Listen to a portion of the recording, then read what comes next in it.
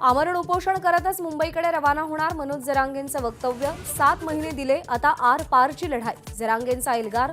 26 जानेवारीला मुंबईमध्ये जरांगे उपोषणाला बसणार।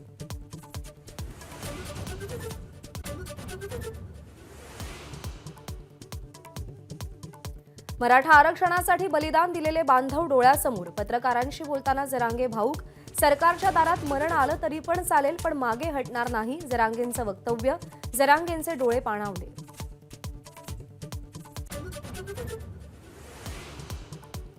मराठा आरक्षणासंदर्भात मुख्यमंत्री आज ऑनलाईन बैठक घेणार। दुपारी 3 वाजता बैठक होईल। बैठकीकडे मराठा समाजाचं लक्ष।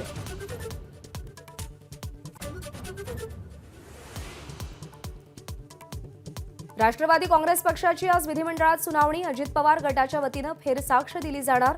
शरद पवार हुकुमशहा पद्धतीनं पक्ष चालवायचे। तटकरेंनी विधिमंडळात दिलेल्या प्रतिज्ञापत्रात उल्लेख।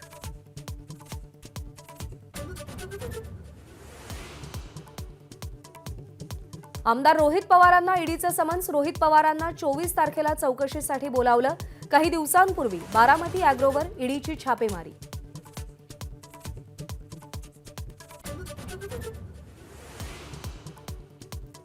किशोरी पेडणेकरांना ईडीचं समन्स। कोरोना काळातील कथित बॉडी बॅग घोटाळ्याप्रकरणी ईडीचं समन्स। 25 जानेवारीला चौकशीसाठी बोलावलं।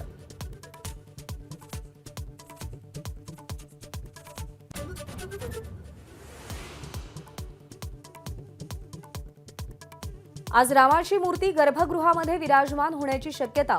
पूजेनंतर मंदिरात दर्शन बंद।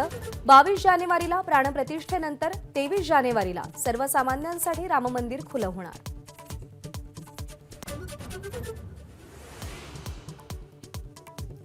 राज्य सरकारच्या वतीनं 22 जानेवारीला सुट्टीची घोषणा। शाळा, कॉलेजेस, सरकारी कर्मचाऱ्यांना सुट्टी जाहीर।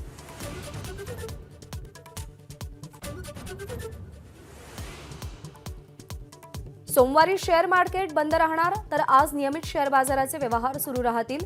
सकाळी 9:15 ते दुपारी 3:30 वाजेपर्यंत बाजाराचे व्यवहार होणार।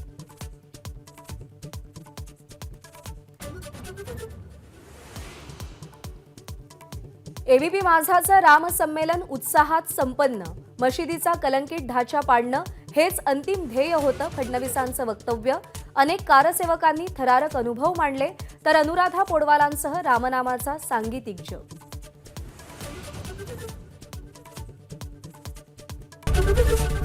एबीपी माझा, उघडा डोळे बघा नीट।